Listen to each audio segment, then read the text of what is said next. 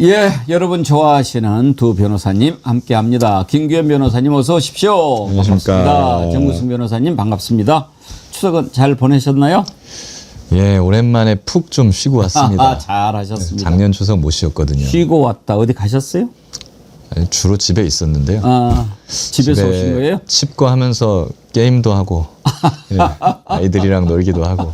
예, 정구승 변호사님은? 저는 이제 당직을 서야 돼갖고 저희 로펌의 당직 역할을 제가 맡고 있어서 계속 추석 연휴 내내 상담 업무에 매진하였습니다. 당직은 하루씩 돌아가는 거 아니에요? 다른 친구들은 지방이 고향이고 저는 서울이 고향이다 보니까 제가 이제 서울을 지키고 있었습니다. 김규현 변호사님, 조직엔 저렇게 희생적인 사람이 필요하지요?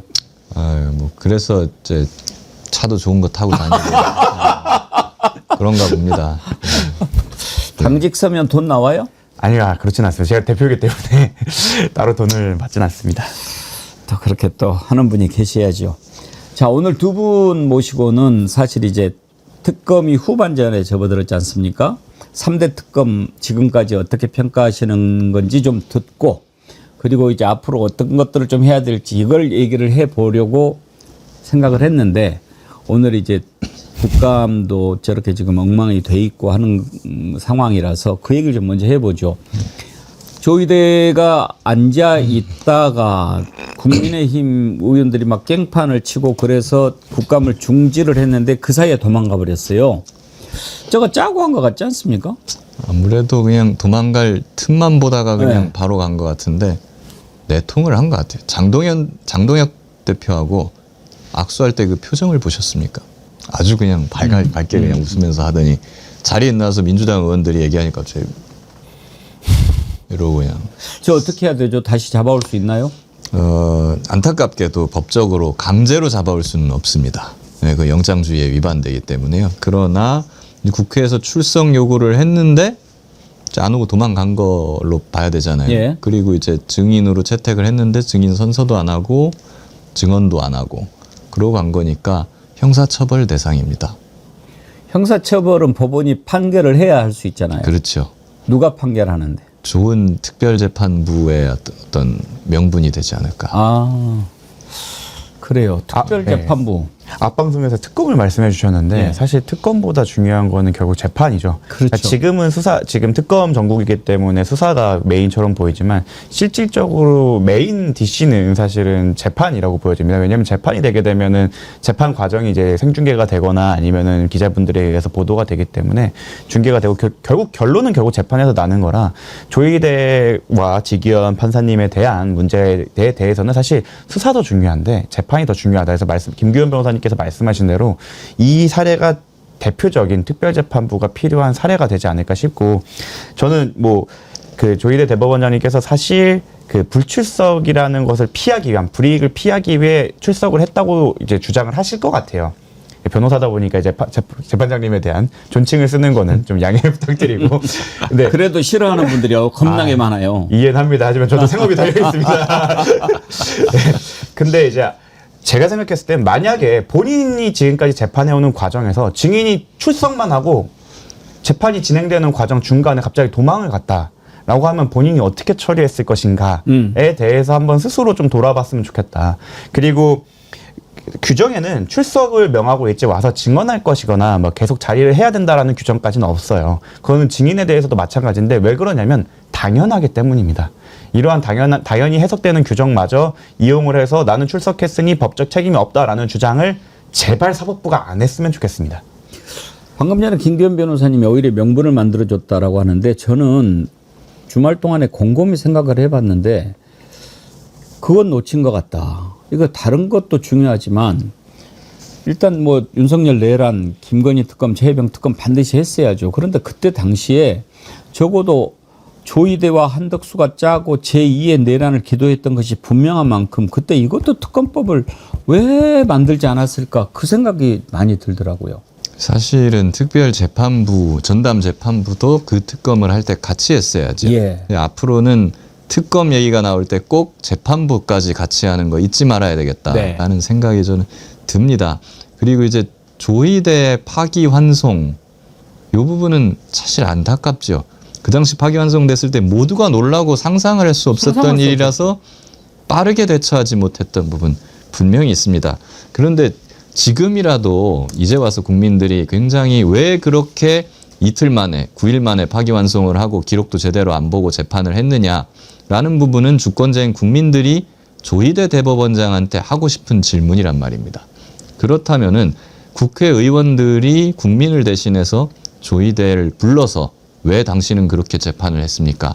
하고 따져 묻는 것이 주권자의 의사에 부합하는 거예요. 근데 지금까지는 대법원장이 국감에 출석해서 질의에 답변을 하지 않아 왔습니다. 관행상. 예. 근데 그 관행이라는 게 왜 있었냐면 대법원이 아주 무슨 특별하고 특권적인 지위에 있어서 그런 것이 아니고 특별히 대법원장이 지금까지 큰 문제를 일으킨 적이 별로 없었기 때문에. 없었죠. 네, 그렇기 때문에 그냥 국가의 원로로서 예우하는 차원에서 질의응답은 뭐 굳이 할 게 없다라고 해서 봐주고 그게 관행이 되어왔던 것뿐이에요. 그런데 이번에는 조희대 대법원장이 사실상 거의 범죄에 가까운 짓을 저질렀지 않습니까? 대선 개입을 함으로써. 그러면은 그런 관행이나 예우를 더 이상 해줄 필요는 없는 것이고 그렇다면 법대로 하는 건데 법대로 하라면 법대로 국회법에 보면 대법원장에 대한 출석을 요구할 수 있게 돼 있습니다. 증인도 채택할 수 있게 돼 있습니다. 그럼 질의하면은 답변을 해야 할 의무가 조희대 대법원장에게는 있습니다. 그런데 그거를 하지 안 하고 도망갔다? 그러면 당연히 국회증언감정법에 따라서 출석 불응, 증인선서 거부죄, 그리고 증언 거부죄 해당할 여지가 있는 거예요. 그럼 국회는 고발할 의무가 있는 것이고요.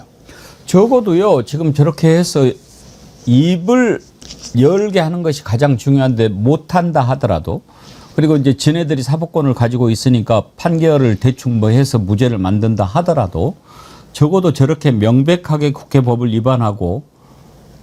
위반한 사실만 가지고도 탄핵 사유는 되지 않겠습니까? 예, 될 수 있고 그리고 당연히 수사와 처벌 대상까지도 예. 되고요.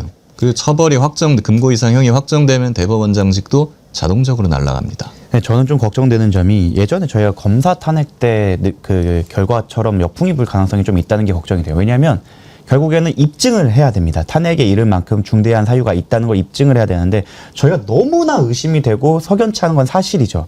하지만 당사자들에 대한 조사나 수사가 꼼꼼히 이루어진 다음에 탄핵으로 나아가지 않고 좀 이르게서 나아간다면 오히려 그들에게 면죄부나 되치기를 할 수 있는 여지를 줄까 봐 그게 걱정이 됩니다. 그래서 이제 수사부터 시작해서 사실관계를 좀 밝혀내고 그 다음으로 넘어가는 걸 원했었는데 참 그 부분에 있어서는 민주당이 실책을 했다. 시작할 때부터 특검의 그 부분이 집중할 수 있도록 법안도 만들었어야 되고 특별재판부를 만들어서 법원에 대한 압수수색을 다른 지금 조희대 대법원장님이 심어놓은 판사가 아니라 그 별도의 재판부를 통해서 영장을 확보해서 그렇게 사실관계를 밝혔으면 탄핵까지 가는 길이 조금 더 수월했을 거고 그러한 백래시에 대한 걱정이 좀 덜했을 텐데 지금 상황에서 탄핵부터 실발을 시킨다고 하면 예전에 검찰도 탄핵이 안 됐던 이유가 그들이 자료를 안 주니까 판단할 수 없다. 분명히 의심은 많이 되지만 탄핵으로 확정할 수는 없다. 왜냐하면 탄핵 자체가 정말 중대한 사유가 있어야 되는 약간 기울어진 운동장에서 시작하는 게 맞기 때문에 그것을 저희가 지금 현 상황에서는 바로 시작하기에는 좀 어려울 것 같다. 사실 사실관계를 입증하기 위해서 공수처든 아니면 뭐 새로운 뭐 수사기관이든 좀 나서줘야 될 때가 된 것 같다라는 말씀을 드리고 싶습니다. 뭐 지금 뭐 입법권, 사법권 뭐 이렇게 뭐가 우위에 있다 이런 것이 중요한 게 아니죠. 대한민국은 국민이 주권자니까 국민들이 이해할 수 없는 일을 했으면 국민들이 알아야죠. 그런데 우리가 지금까지 살면서 듣도 보도 못한 일을 2번이나 겪지 않았습니까? 조희대가 그 빛의 속도로 몇만 쪽이나 되는 거 검토도 하지 않고 대법원에서 파기환송을 해버린 거 상상도 할 수 없는 일 아니었습니까? 그다음에 지금 우리나라 사법부의 역사가 몇십 년입니까? 그동안에 한 번도 구속됐던 피의자를 시간으로 계산해서 풀어준 적이 없잖아요. 이거를 상상도 못할 방법으로 시간으로 계산해서 날짜 계산하지 않고 풀어준 것이 직위원 아닙니까? 이 두 가지 왜 도대체 그런 일이 일어났는가 국민들이 궁금해서 그걸 물어보겠다고 하는데 우리는 사법부야. 그게 헌법 제103조하고 무슨 상관이 있습니까? 오히려 법관들이야말로 법을 지켜야 되는 사람들이죠. 그럼요. 법에 따르면 대법원장도 출석 요구하고 나와야 될 의무가 있는 겁니다. 거기에 대해서 법을 해석하고 심판을 하는 사람으로서 법치주의의 본을 보여야죠. 국회 출석 요구, 정당한 출석 요구가 났으면 당연히 출석해가지고 답변을 하면 되는 것입니다. 그거를 이제 불응을 하고 도망을 갔다는 거는 최고 법원으로서의 수장이라는 자리에 스스로 이제 자기가 적합하지 않다라는 거를 입증한 셈이기 때문에 조희대 대법원장은 이제 국민의 신뢰를 완전히 잃었다. 이렇게 볼 수 있을 것 같아요. 그러면 조희대, 한덕수, 지기현 이자들의 범죄 행각을 밝히기 위한 특검법을 만든다면 제목을 어떻게 잡으면 될까요? 주세요. 뭐 조희대, 한덕수의 제2 내란 기도 진실 규명을 위한 제목이야 뭐 뭘로 예. 해도 상관없겠습니다. 기존의 뭐 김건희 특검이나 내란 특검 뭐 이런 거에 예를 따르면은 항상 사람 이름이 먼저 나옵니다. 뭐 윤석열 등의 아니면 예, 김건희 예. 등의 그러니까 뭐 조희대 등의 예. 뭐 내란 또는 뭐 대선 개입과 관련된 특별검사 임명에 관한 법률 이런 식으로 가지 않을까. 그 전에 좀 선행되었으면 좋겠는 게 지금 특검에서 사실 보통한 거를 좀 했으면 좋겠다는 말씀을 여러 번 드리고 있습니다. 왜냐하면 지기현 재판장이 당시 그 정말 놀라운 판단을 하면서 그 언론 보도로 냈던 게 그 수사권에 대해서 상급법원의 확인이 필요하다라는 식의 변명을 한 적이 있었어요. 그러면 그걸로 저는 이거 지금 본 재판을 공소 기각하거나 이럴 가능성이 좀 있다고 생각을 해서 이 부분에 대해서 대법원이나 상급법원이 어떻게 판단하는지 한번 확인하고 갈 필요가 있다. 만약에 여기에서 대법원도 동일한 판단을 한다고 하면 이거말로 사법개혁이나 사법 쿠데타의 전조로 봐서 거기에 대한 개혁 동력이 얻어질 거라 생각하고 그게 아니라면 그 위험성을 제거하고 갈 수 있는 부분도 있을 것이고 또 보통항고를 통해서 대법원이 지기현의 판단이 틀렸다라고 찍어준다면 지기현 재판장에 대한 저희가 뭐 탄핵이든 수사로 나아갈 때 동력이 생길 거라 생각합니다. 그러므로 특검이 좀 뭐 실익이 없다라고 하시는데 저는 그 부분에서 좀 충분히 실익이 있다고 생각을 해서 보통항고를 통해 지난번에 구속 취소가 잘못되었다는 걸 한번 확인하고 가야 된다라고 생각을 합니다. 그리고 오히려 이번에 조희대, 지기현 이런 자들을 대상으로 특검법안을 만든다고 하면 오히려 사법부 인사들이기 때문에 내란 전담 이 부분을 따지기 위한 전담 재판부가 더 논리적으로 설득력이 있는 거 아니겠습니까? 그렇죠. 법관이 재판한다고 하면 어느 국민이 믿을 수가 예. 있겠습니까? 그렇기 때문에 그걸 하기 위해서는 전담재판부가 충분히 탄력을 받을 수 있다. 저는 그런 생각이 들고 차제에 아예 개헌을 할 거지 않습니까? 개헌을 한다고 하면은 법관에 대한 재판을 할 때 전담재판부를 따로 두는 거를 아예 그냥 헌법상에 박아버리거나 그리고 특히 대법원장이라든가 이런 고위 법관들이 연루된 사건을 수사할 때는 그거를 영장을 발부할지를 결정하는 판사들도 아예 전담 법관을 도입하거나 아니면은 뭐 국회나 헌법재판소나 이런 다른 기관에서 영장 발부 여부를 심사하도록 하는 방안까지 고려할 수 있겠다 하는 생각이 듭니다. 예.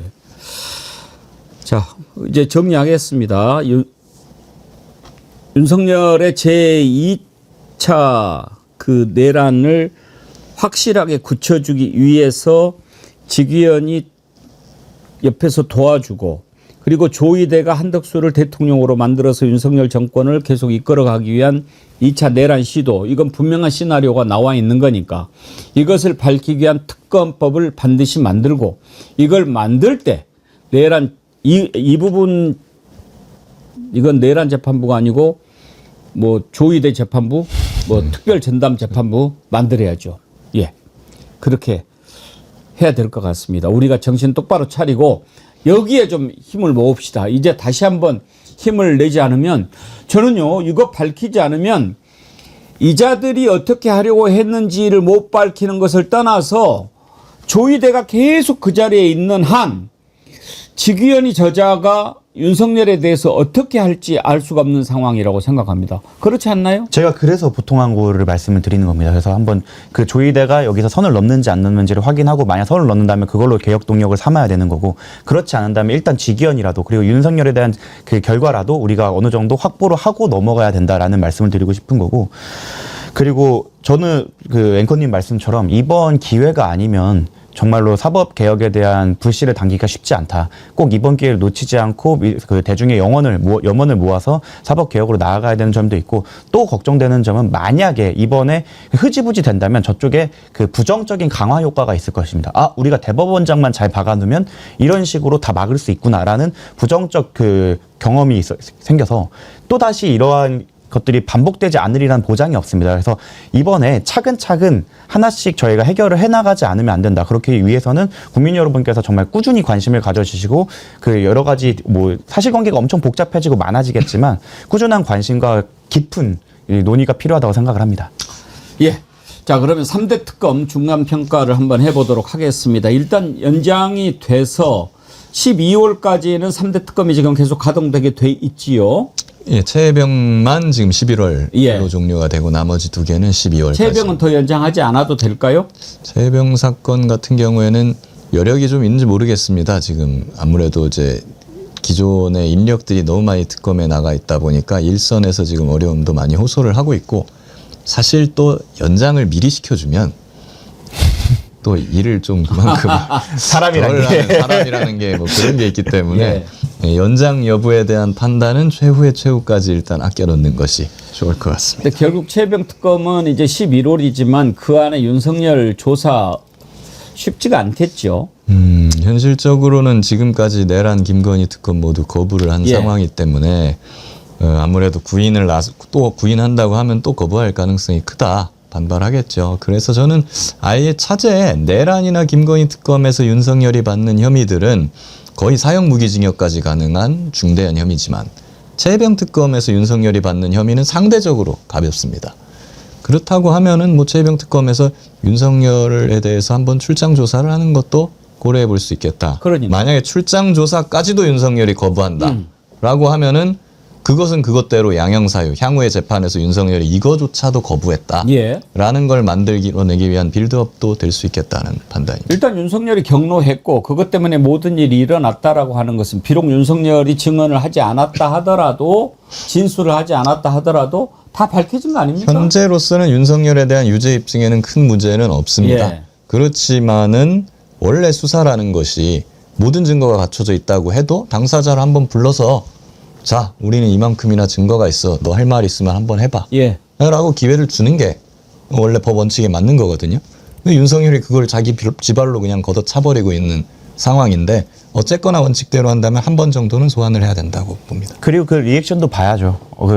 어떻게 보면 지금 그 지시를 받았던 사람들이 이미 진술을 했기 때문에 말씀하신 대로 윤석열의 혐의 입증에는 큰 어려움은 없을 것 같은데, 이제 구명루비 루트 관련해서 여러 가지 구명루비 루트가 있을 것으로 보이는데, 거기에 대해서 윤석열이 어떤 반응을 보이는지도 확인해보는 의의가 있기 때문에, 저도 만약에 강제 구인이 안 된다고 그러면 한 번쯤은 출장 조사를 나가보시는 것도 나쁘지 않다. 특검 쪽에서 그렇게 했는데도 불구하고 거길 거절한다면 그 역시 비난의 대상이 될 거고, 양형사유나 정치적 그 자양분이 될 거기 때문에 그 최혜병 특검에서는 그거 출장 조사도 좀 고민해 볼 필요가 있다고 생각을 합니다. 예, 앞으로 어떻게 될지는 좀 지켜봐야겠습니다만, 일단 지금까지 특검이 숨가쁘게 달려왔습니다. 두 분께 3대 특검의 평가를 한번 중간 평가를 부탁드려보고 싶은데, 먼저 김규현 변호사님, 새 예. 특검 학점을 만약에 지금까지 중간고사 치러서 학점을 주신다면 어떻게 주시겠어요? 저는 뭐 다 A 주고 싶습니다. 마음은. 예, 기본적으로. 예. 무슨 아쉬운 부분이 뭐 당연히 사람이 하는 일인데 아쉬운 부분이 없지 않을 수 있죠. 그렇지만은 기본적으로 3대 특검에 있는 사람들이 밤낮 없이 이렇게 달려오면서 소기의 성과를 달성을 김규현 많이 했으니 변호사님이 교수를 아이, 하면 주고 수강 싶습니다. 신청 겁나게 몰리겠네. 저렇게 학점이 후하면. 정구승 변호사님도 같습니까? 실제로 제가 형사소송법 교수를 하면서 예. 그 다 정말 다 하나 같은 아끼는 제자들이지만 어쩔 수 없이 상대평가라는 게 요즘에 있는 거고. 상대평가 하잖아요. 네, 상대평가가 있기 때문에 좀 제가 작가님한테도 미리 보내드렸는데, 내란 특검에 대해서는 저는 빗불, 예, 일반적인 거에 대해서는 많이 밝혀냈지만 외환죄까지 치고 가지 못한 점이랑 대통령실이나 대통령실을 위시로 한 그때 당시 법원과 검찰로 분명히 움직였을 거거든요. 예. 그 부분에 대해서 규명이 좀 덜 된 부분이 좀 아쉬웠기 때문에 B 플러스를 드렸고 최혜병 특검 같은 경우에 사실 사건 특성상 기소나 구속이 좀 마지막에 될 거라고 생각을 해서 사실 지금까지 뭐 종교기관으로 압색을 나가거나 이런 부분은 성과라고 보이는데 그거를 과연 구명 로비 루트에 대해서는 지금까지 언론에 밝혀진 바로는 뭐 크게 밝혀진 게 없어서 뭐 이 부분에서 비제로로 드렸습니다. 왜냐하면 판단 좀 보류의 입장에 가깝습니다. 그래서 만약에 이제 다음 주부터 거의 뭐 구속과 기소가 이어질 거라고 이제 들리는데 그걸 좀 본다면 좀 구체적인 평가가 가능할 것 같고 김건희 특검에 대해서는 저는 C+를 작가님한테 보내드렸었는데 건들긴 많이 건드렸는데 예. 사실 메인 핵심 줄기가 되는 굵직한 게이트들에 대한 수사가 저는 미진하다고 생각을 합니다.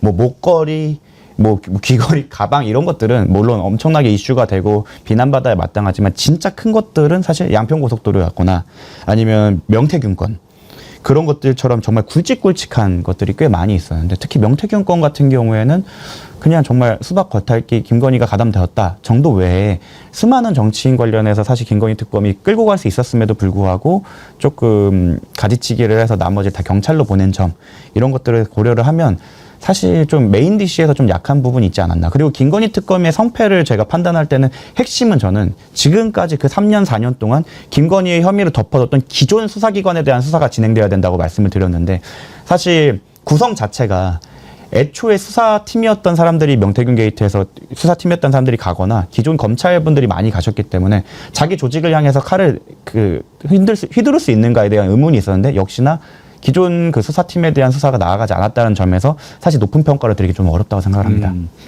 교무처장인 제 입장에서 봤을 때 정구승 교수님이 훨씬 더 확실하게 평가를 하신 것 같고 김기현 변호사님은 좀 대충 평가하신 것 같은데요. 학생들 임용에 좀 통보가 되겠습니다. 학생들의 인기는 제가 더 많거든요. 자, 그러면 김기현 변호사님 A를 주셨는데 세 특검 다.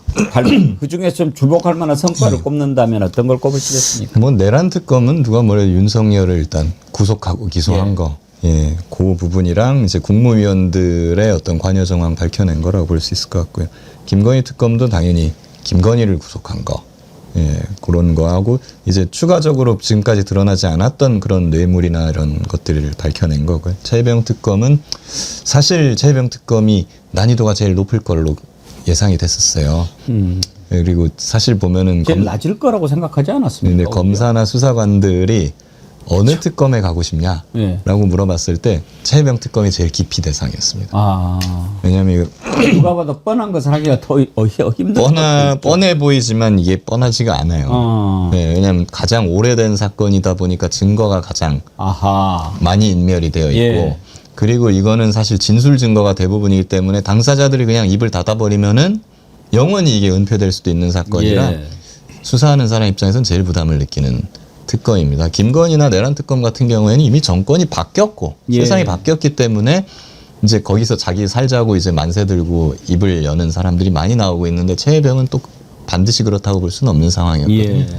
그런 상황에서 그래도 이 대통령 경로라든가 뭐 이런 것들을 다 밝혀냈으니까 그것만 해도 저는 상당한 역할을 해냈다. 다만 구명 로비 부분에 있어서 지금 아직 뭐가 어떻게 돌아가고 있는지 모르겠어서 국민들이 잘 알기 어려운데 그 부분이 좀 아쉬운 점이긴 합니다만은 전체적으로 그래도 이 정도면 수사팀이 열심히 했다라고 저는 생각합니다. 격려 차원에서 말씀하신 거라고 봅니다만은 전 사실 이제 최혜병 특검과 관련해서 아쉬운 점이 뭐냐면 적어도 그렇게 수사 외압이 이루어지고 그 과정에 관여했던 자들이 있지 않습니까?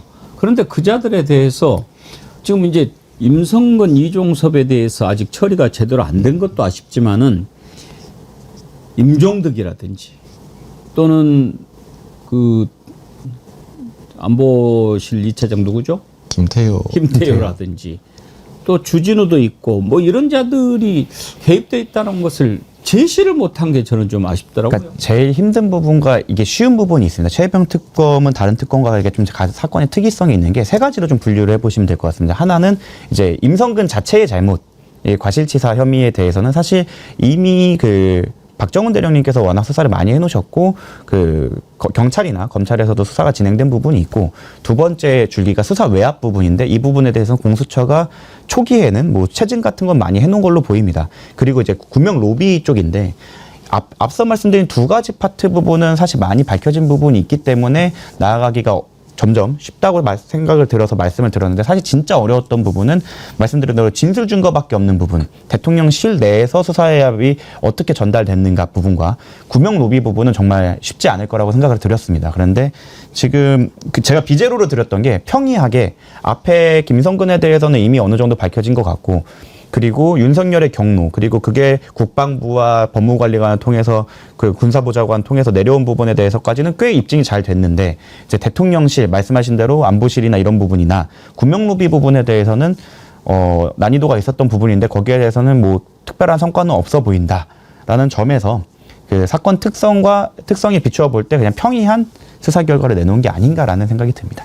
그리고 왜 국방비서관 누구죠? 임기훈? 임기훈. 예, 거기도 지금 뭐 제대로 조사가 안 돼 있잖아요. 네, 임기훈 같은 경우에는 그래도 아마 뭐 모해 미증이라든가 이런 직권남용 이런 피의자로 해서 결국에는 기소는 되지 않을까 저는 보고 있습니다만은 말씀 주셨던 임종득이랑 주진우 이 부분이 좀 아쉽죠. 네. 사실 임종득이랑 주진우 같은 경우에는 상대적으로 임기훈이나 이종섭 이런 사람들에 비해서는 뒤에서 약간 뒷짐지고 서 있었던 거에 가깝다고 저는 보여지거든요. 현재 보여지면. 이런 사람들에 대해서는 사실 당사자가 입을 열지 않으면은 방법이 없는 것도 사실이에요. 수사하는 입장에서. 우리가 뭐 조선시대처럼 이렇게 고문을 할 수는 없는 거잖아요, 이게. 네. 그래가지고 그런 부분에 있어서는 사실 이거는 뭐 목격자나 뭐 이런 사람들이 있었던 게 아닌 이상 거기까지 가기는 상당히 어려운 부분이 있지 않았나 하는 이제 현실적인 고려를 저는 좀 담아내 봅니다. 알겠습니다. 그 성과 함께 이제 아쉬웠던 대목도 한번 좀 짚어볼 텐데 자연스럽게 나왔습니다만, 정구승 변호사님은 아까 이제 아쉬운 부분들을 지목하면서 이렇게 학점을 좀 매기셨잖아요. 세 특검별로 가장 아쉬웠다면 어떤 걸 꼽겠습니까? 저는 사실 내란 특검에 대해서는 외환 유치에 대해서는 사실 큰 기대가 없었고, 왜냐면 밝히기가 북한 쪽까지 수사를 해야 좀 정확하게 밝혀지기 때문에 그 부분에 대해서는 뭐 하면 좋겠지만 좀 기대가 크진 않았는데, 외환 유치는 그런 생각도 들던데요. 왜냐하면 지기현이가 또 구속 취소를 할 가능성에 대비해서 또다시 영장 청구를 하기 위해서 남겨두었다. 처음에 그런 전망이 있었거든요. 그럴 가능성은 없다고 보십니까? 저는 사실 이 부분은 수사는 일반이적 정도로 이제 마무리가 될 것 같고, 어차피 김건희 특검이나 최혜병 특검에서 계속 영장을 칠 수 있는 혐의가 워낙 많기 때문에 그렇게까지 고려를 하지 않았을 것 같습니다. 제가 내란 특검에서 제일 아쉬운 건 사실 대통령실 내에 있는 참모들에 대한 수사로는 아직 나아가지 못한 점이 제일 아쉽습니다. 예. 왜냐하면 분명히 그쪽에서 꽤 오래전부터 준비했을 거라고 생각이 되는데 대통령실 참모들에 대해서는 지금까지 뭐 명시적인 성과가 없었던 점이라, 그리고 윤석열 입장에서는 당연히 내란 전국에서 자기의 친정을 동원하지 않았을 리가 없거든요. 그리고 조희대 대법원 현직이니까 조희대 대법원장에 대해서도 어느 정도 내통이 있었던 것 같은데, 이 부분을 좀 밝혀냈으면 정말 대박 A+, 아니 그 이상의 성적을 줘야 되는 성과를 냈을 텐데, 사실은 그 두 부분에 대해서 좀 미진했고, 실제 행위를 가담한 군인 분들과 그리고 몇몇 드러난 국무위원회에서 멈춘 것이 조금 안타깝다. 이 부분에 대해서는 수사가 좀 더 진행돼야 된다고 생각을 합니다. 우리 김기현 변호사님이 꼽는다면은요? 네, 저는 이제 김건희 특검이 좀 아쉬운 부분이 있습니다. 김건희 특검은 원체 수사 대상이 너무 많았어요. 그래서 처음 출범 때부터 제가 우려를 했었는데 이걸 한 특검에 다 모으는 것이 맞느냐. 네, 왜냐면 서로 성격이 다른 사건들이기 때문에 결국 어느 하나에 집중하다 보면 다른 하나가 소홀해질 수밖에 없는 구조거든요. 그러면 김건희로 묶지 않고 사안별로 특검을 정했어야 됩니까? 사실 김건희 특검은 한 3-4개 정도로 쪼개가지고 개별 특검으로 가는 것이 책임 수사의 원칙에 부합한다고 저는 봐왔었죠. 그런데 뭐 원체 전국이 그렇죠. 좀 어수선했었고 그런 것까지 세게 다 하는 미리 것도 쉽지 않았는데. 하기가 쉽지 않아서 그런 부분이 있습니다. 그래서 그런 결과 지금 김건희 특검에서 뭐 명태균이라든가 뭐 이런 여러 가지 부분들이 상대적으로 지금 미진한 이유도 거기에 기인한 거라고 저는 보거든요. 근데 최혜병 특검 같은 경우에 지금 기소를 한 명도 안 했죠. 아까 예. 말씀드린 그 약간 사건의 특이성 때문에 그런 것 같습니다. 첫 번째 이슈, 즉 임성근에 관해서는 어느 정도 조사가 돼 있고 구속을 하게 되거나 이렇게 되면 이제 그 구속 기간이나 이런 것 때문에 기소를 빨리 해야 되고 기소를 하게 되면은 그 기록이 증거 기록이 피고인에게도 넘어가기 때문에 공유될 가능성이 있습니다. 그러면 진술을 저희가 진술이 오염될 가능성이 있기 때문에 아마 싹 몰아서 한 번에 기소하지 않을까라고 예상을 해봅니다. 정구승 변호사께서 말한 게 정론입니다. 예, 원래 이제 불가피하게 구속을 시켰으면은 구속 기간이 20일 안에 기소를 해야 되기 때문에 어쩔 수 없이 그때 기소를 하는 것인데, 근데 지금은 최혜병 특검 같은 경우에는 구속을 한 사람이 없어요. 예. 다 불구속입니다. 이런 상황에서는 누구를 먼저 기소를 해버려 가지고 기소하는 순간 이제 우리 특검이 가지고 있는 증거 기록을 보여줘야 되거든요. 아. 피고인한테. 예. 그럼 굳이 기소를 해가지고 패를 미리 보여줄 이유가 없는 것이죠. 그러니까 수사의 핵심은 그래서 정보 비대칭성이 있는 건데 불구속 상태에서는 마지막에 특검 끝날 때 한 번에 일괄적으로 모두를 기소하는 것이 사실은 수사 원칙에 부합합니다. 제가 판단 보류라고 말씀드렸던 점이 딱 이 부분 때문입니다. 저희가 이제 변론을 할 때도 먼저 일부의 그 공범이 기소가 되면 그거를 어쩔 수 없이 공유가 될 수도 있어요. 그러니까 이런 부분을 수사팀에서 고려를 해서 한 번에 진술을 짜맞히거나 오염되지 않게 좀 모았다가 한 번에 이제 정리를 하는, 그래서 추수를 한 번에 할 것이다. 그래서 아마 이제 11월부터 이제 최혜병 특검은 마감이 되기 때문에 아마 10월 중순 다다음 주나 다음 주부터 구속과 기소가 줄 이어지지 않을까 예상하고 있습니다. 관련자들이 여러 명일 때는 그렇게 하는 것이 또 수사 기법상 필요하겠군요. 우리가 그냥 심정적으로 생각하기에는 이런 그냥 잘못한 것이 빨리 그냥 갖다 구속하고 그렇죠. 이렇게 딱 기소하고 이렇게 해야 속이 좀 후련하다 그렇죠. 싶을 텐데 기소하는 순간 증거가 다 공개됩니다. 그런 게 있군요. 알겠습니다. 그러면 이제 3대 특검이 앞으로 좀 집중해서 들여다보고 해야 할 것들은 무엇인지, 어떻게 흘러갈 것인지 이걸 한번 좀 들어보고 싶은데 김기현 변호사님이 전망 한번 해주시죠. 예, 내란 특검은 또 누가 봐도 이제 외환 예. 관련된 일반 이적죄 그런 수사를 지켜봐야 될 것이고요. 김건희 특검은 과연 기한 내에 명태균이라든가 뭐 삼부라든가 이런 정해진 다른 수사 대상들 이거 끝마칠 수 있을 것인가? 이건 더 연장 안 됩니까? 그거는 좀 법을 바꿔서 연장을 법을 할 바꿔야 수는 됩니까? 있겠습니다만은 이 부분은 한번 생각을 해보셔야 될 것 같아요. 원래 수사 의지가 그렇게 많지 않았던 부분에 대해서는 수사 기간을 연장시켜준다 해서 과연 이걸 잘 하겠느냐 하는 부분 한번 생각해 봐야 되고, 이참에 그러면 아예 다른 수사기관을 한번 바꿔보는 것도 좀 방법이다. 새로운 사람, 예, 특검 말고 아니면 다른 특검으로 하든지 아니면은 뭐 아예 이번에 국수본이라든가 경찰이나 공수처에 넘겨서 그 이 수사를 안 해본 새로운 사람이 와서 수사하게 되면은 또 다른 관점에서 접근하면서 이 수사가 또 활로를 찾아낼 수도 있거든요. 혹시 이 말씀 중에 죄송합니다만 민중기 특검이 김건희 수사에 대해서 약간 미진하고 좀 의지가 좀 부족하다 이런 걸 느낀 게 있으십니까? 그 명태균 게이트 수사라든가 이런 거. 그러니까 워낙에 수사 대상이 많다 보니까 상대적으로 자기가 꽂혔던 몇 개 수사는 잘하는데 몇 가지 명태균이나 다른 수사 대상들 이런 거에 대해서는 지금 미진한 부분들이 분명히 있는 거거든요. 왜 그랬을까요? 뭐 인력이 부족해서였을 수도 있고 사람이 또 수사하다 보면은 되는 수사에만 집중하는 경향이 있습니다. 네, 그러다 보면 상대적으로 딴 건 소홀해지는 것이죠. 지난번에 방금 말씀하신 책임수사 원칙이 있어야 된다고 말씀하신 그게 그 취지인데요. 지금 너무 광범위하다 보니까 누가 누구 담당, 예를 들어 민중기 특검하면 예를 들어 명태균이었다라고 하면 명태균에 대한 결론을 민중기 특검이 자기 얼굴을 내세워서 결과를 내야 되는 건데, 지금 김건희 특검이다 보니까 그 밑에 있는 하위 카테고리에 대해서는 누가 책임자인지 저희가 알기 어렵지 않습니까? 그러니까 그중에 되는 사건들이나 이슈를 많이 가져가는 사건들에 집중될 수밖에 없고, 그렇게 되면 예를 들어 지금 명태균 게이트 같은 경우는 사실 조금 뒷방으로 밀렸고, 이렇게 그렇게 보시면 돼요. 지금 3대 특검이잖아요. 3대 특검이 아니라 그냥 단일 특검이었다면 한 명의 특검이 그냥 내란, 김건희, 최혜병 이걸 다 수사해야 된다라고 한번 상상해 보세요. 그럼 뭐 김건희나 최혜병 사건 제대로 되겠습니까? 그렇게 보시면 되는 거예요.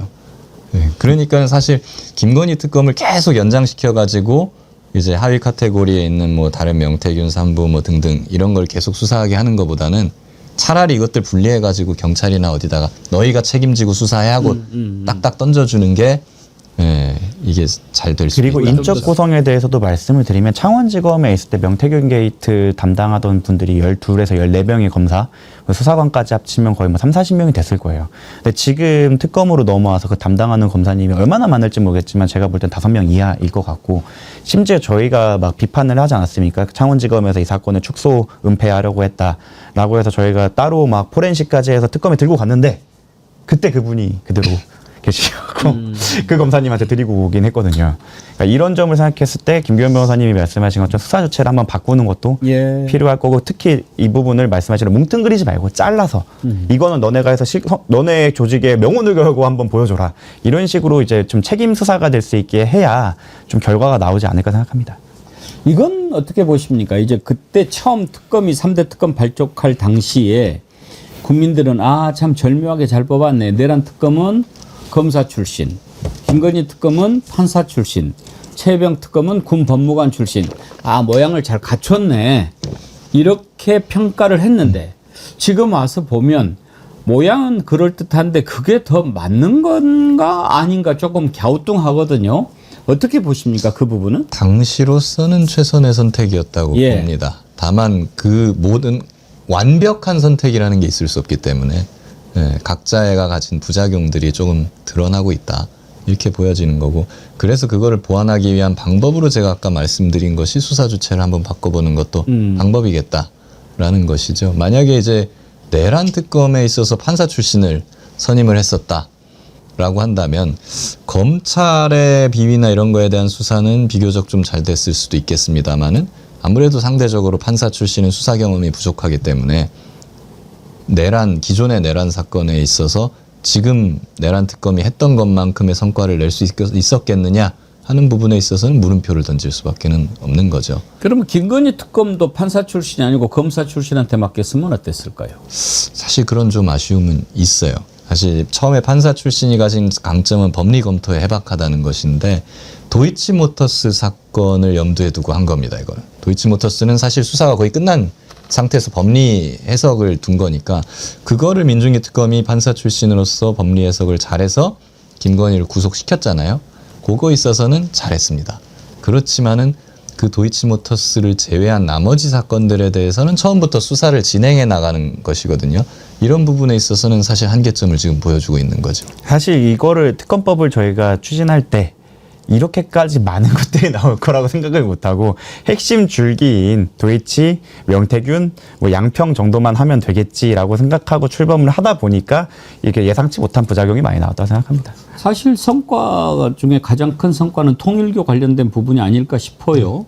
그 부분이 드러나면서 이제 국힘당의 연결까지도 파악한 거 아니겠습니까? 그런 것들이 역시 수사는 생물이고 해봐야 알고 그런 차원 아닐까 싶습니다. 그렇습니다. 외환죄 같은 경우에도 조금씩 드러나고 있는데 어디에서 막힌 것 같습니까? 외환죄 같은 경우에는 두 가지가 있습니다. 외환 유치죄가 있고 이제 일반 이적죄가 있어요. 외환 유치죄는 현실적으로 쉽지 않습니다. 구성 요건 자체가 외국과 통모를 해야 돼요. 우리가 북한에다가 가가지고 당신들 뭐 한국에서 연락받은 거 있어요? 물어볼 수가 없잖아요. 네, 그런 한계점이 있는 것이고, 그래서 일반 이적죄로 가는 건데, 그러면은 이게 현실적으로 군에서 북한에 드론을 보내는 작전을 했을 때 이게 진짜 군 작전이냐 정찰 목적이었냐 아니면 이제 도발을 유도한 거냐? 네, 북의 도발을 유도하기 위한 목적으로 보낸 것이냐라고 하는데, 이 목적이 있느냐 없느냐에 따라서 죄가 되고 안 되고가 갈립니다. 근데 그 목적이 있냐 없냐는 사람 머릿속에만 있는 거거든요. 예, 우리가 뭐 사람 머리를 잘라가지고 볼 수가 있는 게 아니잖아요. 그러다 보니까 이거 이렇게 태생적으로 난이도가 굉장히 높을 수밖에 없는 수사입니다. 거기다 이제 드론사 관련자들이나 이런 사람들이 전부 부인하면서 지금 입을 걸어 잠그고 있는 상황이잖아요. 그래서 사실 내란 특검에서는 플리바게닝을 좀 제도를 도입을 해달라. 라고 한 게 지금 입을 굳게 걸어 잠그고 있는 김용현과 노상원 이런 사람들의 입을, 김용대 이런 사람들의 입을 열기 위해서 그것까지 지금 시도를 한 건데, 이 사람들이 끝까지 그냥 입을 다물고 있으면은 마치 이 사건은 그 우리 김구 선생님 암살 사건, 예. 예, 그 안두희 씨였던가요? 죽을 때까지 그냥 입을 계속 다물고 그냥 가버렸잖아요. 그래서 사실 밝혀내지를 못한 채로 그냥 미제로 남은 건데, 이 외환 사건도 잘못하다 보면 그렇게 될 가능성이 있는 거예요. 참 어려웠던 게 특검이 도입되는 과정 중에 그때 막 불내서 증거 인멸을 하고 여러 가지 군 내부에서 조직적인 증거 인멸 정황이 있었는데도 불구하고 드작자 사령관에 대해서 영장이 기각됐다는 점. 그거부터 이제 아마 외환 쪽으로 넘어가는 데에서 많이 스텝이 꼬이게 됐죠. 그래서 그 부분이 좀 아쉬운데, 뭐 특검을 뭐 국회 의결이나 수기 없이 바로 도입할 수도 없었던 점을 감안하면 이 부분에 대해서는 아쉽지만, 네. 저는 아예 이참에 전면적인 플리바게닝 제도를 한번 이참에 도입을 예, 해보는 예. 것도 방법이겠다는 생각이 듭니다. 아예 면책을 시켜주는 예. 방안까지도 고려해 볼 수 있겠다는 생각이 들어요. 아무튼 이제 남은 기간 한 2달 정도 좀 남았는데 3대 특검에서 윤석열은 다 기소를 하겠죠? 그건 너무 당연한. 자명한. 예. 예. 그렇게 될 거고 추가로 기소가 되거나 또 구속되거나 특검에서 나올 사람들은 누구 있을까요? 앞으로 구속이 더 된다고 하면은 이제 최혜병 특검에서 아마 이종섭, 예. 예, 김계환, 예. 윤석열은 이미 들어가 있지만, 예, 또 영장을 네, 뭐 그런 사람들에 예. 대해서 지금 고려를 하고 있는 걸로 알고 있습니다. 내일 박성재 법무부 장관 심사하지 않습니까? 네. 어떻게 전망하세요? 크게 기대가 안 돼요, 사실은. 아, 그래요? 왜요? 사실은 박성재 장관의 구속영장은 나와야 된다고 보고요. 예. 근데 한덕수보다는 가능성이 높고 이상민보다는 좀 낮다고 봅니다. 아. 예. 근데 이상민 쪽에 가깝기 때문에 구속영장은 나와야 된다고 봐요. 그런데 문제는 담당 판사가 저희 수원 피플이라서 이게 법리적으로만 보면 당연히 나와야 되는 상황입니다. 왜냐하면 형이 워낙 높은 죄이기 때문에 보통 이런 경우에는 자동적으로 도주 의뢰이 있다라는 식으로 인정하는 경우가 많고, 이번에 그 삭제된 문건이 복원이 돼서 스모킹건이 됐는데 삭제를 하지 않았습니까? 그 부분이 밝혀졌기 때문에 증거 인멸을 이미 했고 또 시도할 가능성도 있고 영향력이 있기 때문에 진술 오염이 있다, 우려가 있다라고 판단해서 당연히 영장이 나와야 되는 상황인데, 지금까지 그러한 상황임에도 불구하고 기각이 됐던 여러 가지 석연치 않은 그 결정들이 있었기 때문에 저도 예전처럼 단언해서 영장이 나올 겁니다, 법대로 이렇게 말씀을 드리기 어렵다는 게 좀 자괴감이 듭니다. 석연치 않게 영장을 기각해 왔던 그런 판사가 또 이번에 걸려서. 그렇군요. 예. 그런데 지금까지 영장 이렇게 발부할 때 보면 사법부에 대해서 세게 국민들이 압박하고 너희 새끼들 똑바로 안 해, 이렇게 압박이 높아지면 뭐 발부하고 또 조금 뭐 잊어버린 척 하면은 또 대충 넘어가고 이랬거든요. 그렇습니다. 근데 오늘 조의대 나와서 저렇게 깨갱하는 거 보면서 또 조금 쫄지 않을까 이런 생각도 드는데요. 판사도 사람이다 보니까 그런 예. 거에 대해서 영향을 받는 것 같기는 합니다만. 수원 피플 그 자식 이름이 뭐예요? 수원 3명입니다. 예. 한 분을 제외한 나머지 전체 다 남세진 부장판사를 제외한 세 3명입니다. 명 다. 예. 지금 갑자기 이름이 지금 알겠습니다. 생각이 다 안 나는데. 이자들이 사실은 미꾸라지들이죠. 그냥 흐리는 놈들이죠. 이런 전례가 없었어요. 보통 중앙지법 영장판사는 굉장히 중요한 사건들을 많이 다루기 때문에 인원도 많고 굉장히 여러 군데서 불러 모아가지고 섞어버립니다. 이걸. 어느 하나가 좌우할 수 없게끔. 그랬는데 이번에 조의대가 수원지방법원에서 이재명 관련 재판을 이재명에게 불리하게 한 그런 판사만 3명 선별을 해가지고 중앙지법으로 불러다 놓고 심지어 거기서도 영장 전담재판부에 3명을 딱 이렇게 넣어버린 겁니다. 길목을 틀어막았죠. 한 명만 아닌 사람으로 하고 나머지 3명을 그런 사람으로 이렇게 한 거여가지고 이건 누가 보더라도 의도가 개입된 걸로밖에 볼 수가 없죠. 예. 근데 여기에 대해서 어떠한 국민들이나 아니면 입법부 행정부가 어떠한 견제나 어떤 실질적인 조치를 할 수가 없게 되어 있다는 것.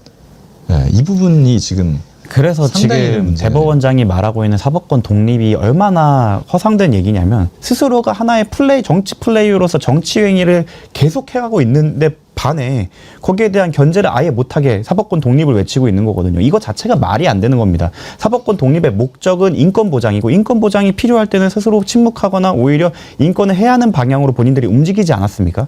그런데 이제 와서 자기들이 정치 행위에 대한 견제를 하려고 하니까 사법권 독립이다. 이 부분에 대해서는 사실 진짜 역사로 남겨서 좀 부끄러울 줄 알아야 된다 생각합니다. 예. 방금 속보가 하나 들어왔는데 최혜병 특검이 윤석열 첫 출석 통보를 했네요. 23일 오전 10시에 나오라고 했는데 안 나오겠죠? 안 나올 것 같습니다. 예. 오늘 두 변호사님 모시고 3대 특검 중간 점검해봤습니다. 끝으로 이거 짧게 여쭤볼게요. 이번에 일부 특검에 이제 나가 있는 검사들이 일단 김건희 특검에 있었던 40명이 일제히 나 돌아갈래 이러면서 반발하지 않았습니까? 그런데 참 그때 당시에 심우정이 출석할 때 검사들이 줄을 서서 도열해서 맞았다 이렇게 알려졌었는데 김기현 변호사님이 그거는 아니었다라고 얘기를 하셨다면서요? 최혜병 특검 관련해서. 최혜병 특검이었나요? 심우정이 나온 게? 최상병 특검에 이제 심우정 전 총장이 나갈 때 이제 몇 명이 나와가지고 이제 에스코트를 했다. 예. 라는 건데 이제 거기서 이제 검사들이 나와서 도열을 했다라고 이제 얘기가 많이 예, 나왔었죠. 예. 그날 이제 사실은 거기에 도열을 했던 분들 중에 한 분이 연락이 저한테 와가지고서 자기들 억울하다. 우리 전부 경찰입니다. 네, 검사가 아닙니다. 검사 아니었다. 네, 우리 이제 경찰에서 온 형사들이고 예. 그날 나간 이유는 그 앞에서 이제 해병대 예병연대나 뭐 다른 이제 시위대가 많아가지고 물리적 충돌이 유발될 우려가 있어서 안전을 위해서 본인들이 나간 것뿐이다라고 예, 좀 이걸 좀 알려달라고 해명 요청이 왔었습니다. 확인됐어요? 예, 확인이 됐습니다. 네. 그러면은 우리는 이제 그때 검사 새끼들 역시 어쩔 수 없어 그랬는데 검사가 아니고 네, 뭐를. 질서 유지차 나간 경찰관이었다. 예. 해프닝이었다고 보시면 될 것 같습니다. 그래도- 애초에 최혜병 특검에는 검사가 몇 명 없습니다. 예.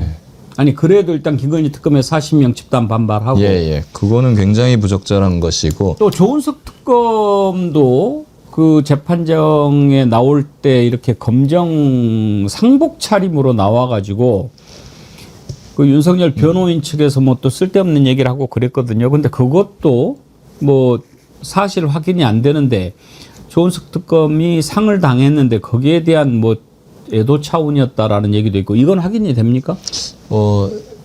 조은석 특검이 상을 알리지 않고 이렇게 치렀다라는 것까지는 나왔습니다. 그렇다면 뭐 거기 왔다 갔다 한다면 제가 직접 확인한 건 아니라서 뭐라 말씀을 드릴 수는 없겠습니다만은 한번 확인은 해볼 필요가 있겠다는 생각은 듭니다. 다른 걸 다 떠나서 검사도 공직자입니다. 정치 행위가 금지돼 있어요. 근데 그런 성명 자체를 발표한다는 것 자체가 저는 굉장히 부적절하다고 보고 이것 자체가 사실은 검사분들의 특권 의식의 발로가 아닌가. 사실 일반 공무원분들이 저렇게 행동했다면 어떻게 징계를 받았을지 감도 안 오거든요.